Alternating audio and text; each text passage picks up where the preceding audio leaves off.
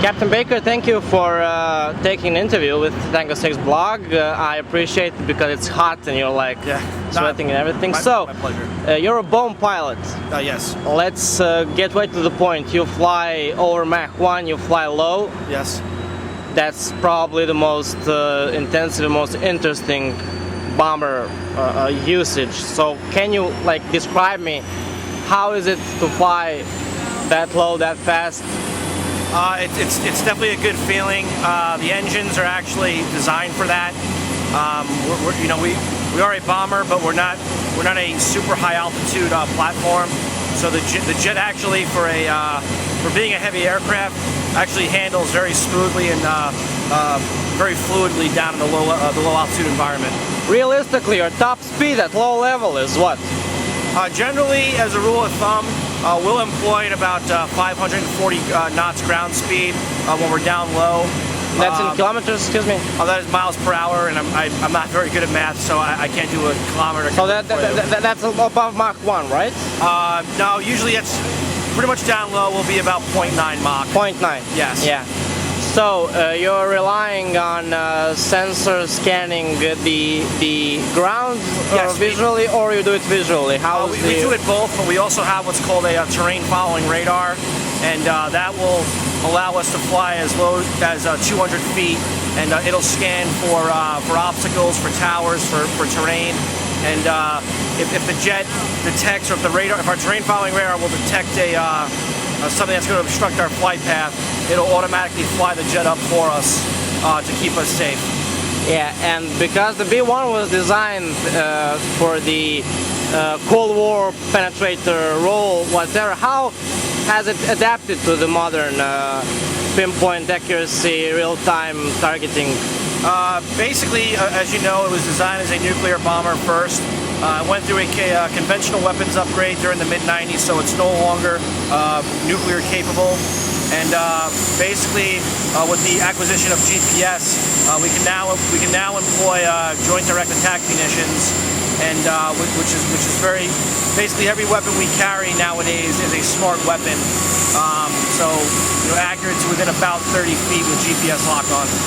If you can, if it's okay for you to reveal that, the mission that was well known for the B-1 when in Iraq you had the intel that was real time and you swing the mission to, I think it was a terrorist in a car or whatever. So how does it roughly function? You're flying, going to a pre-designed mission for let's say bomb something, but you get transferred. How does that work? Essentially what will happen is, currently right now, we're supporting the global war on terrorism, and we're airborne. Essentially, if they need us to be redirected somewhere, we'll be told via the radio, and at that point, due to our speed and our range, we can get to multiple places in that area rather quickly. Yeah, and do you in Iraq, is it customary to do orbits or just to wait, or you have this design? Generally, yes. Yeah. What is the ordnance carrying capacity of the B-1? What can you and how many things can you carry? For one example, if you take a look at it over there, you've got the EBU-31, which is a 2,000-pound class joint direct attack munition. We have the ability to carry 24 of those. We carry 8 per. We have 3 weapons bays. We carry 8 per weapons bay. Yeah, and as for the countermeasures, is it something basic, or you have countermeasures I can't really get into? That's probably the one part of the jet that I can't talk about. Yeah. Okay, and the jet engines, they are huge, impressive. Can you tell me something about them, sure. details? They're F1 of their GE engines. They were the original engines that were on the first early blocks of the F-16. They're 30,000 pounds of thrust per engine, and basically that accounts for a high fuel flow as we fly, but definitely generates a lot of power. Again, the jet is limited to 1.2 Mach. but essentially the jets get us where we need to go for just such a heavy aircraft. Yeah. So what is your, like, from a operational point of view, and maybe a pilot side, the best way to do a mission? Like, do it standoff or do it like 30 low fast? Or again, it depends on what the threats are and what the mission is. In today's environment, supporting the troops on the ground, we're generally going to employ from a high altitude environment. There's benefits and there's pros and cons for both ways. Generally, in what's going on in today's environment, we're generally more than likely going to be a high altitude player. Nuclear role is still retained, right? Negative. No, the B-1 is no longer capable of carrying any type of nuclear ordnance, and so we're in compliance with the START treaty with the country of Russia.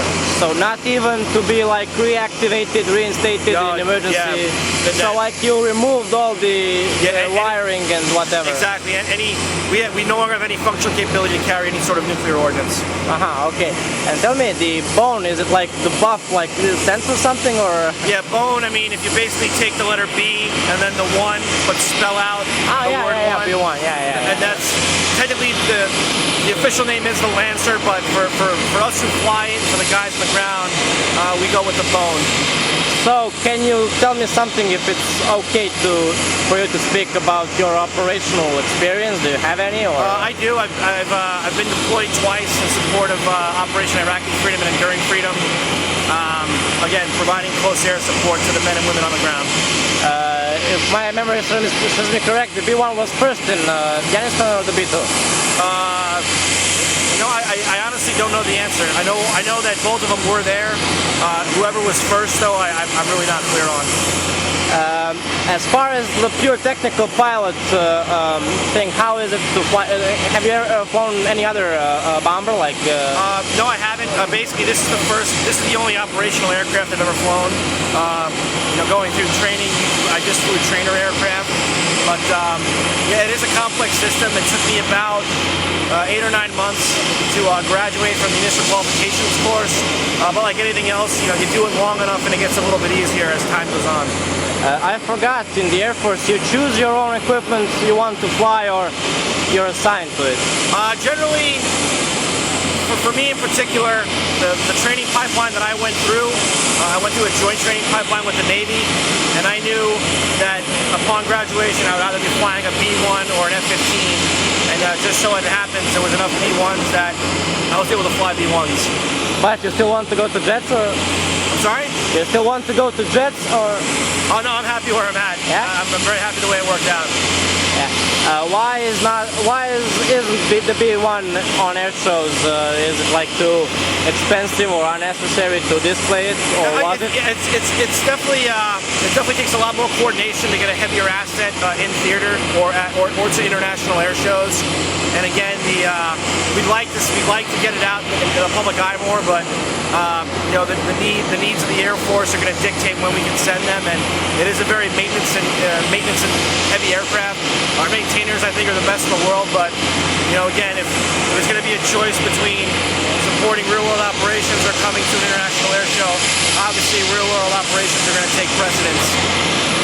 And final question, can you explain to me a little bit about those winglets, or there for stabilization, dynamic? Yeah, they're called the nickname for them are the SMUCs, and basically they're stability control for low-level flight.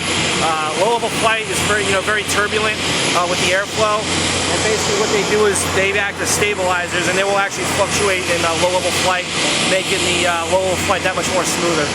Is there any autopilot system on the low-level flight profile, or not? Or you just can't?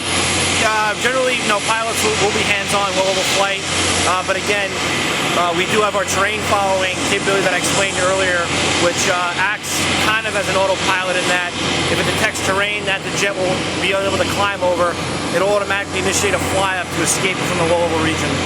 And of course, it's also night operation capable, right? Yes, absolutely. Yeah. All right, Captain Baker, you're very kind. Thank you for this interview. Thank you for coming to see us. Appreciate it.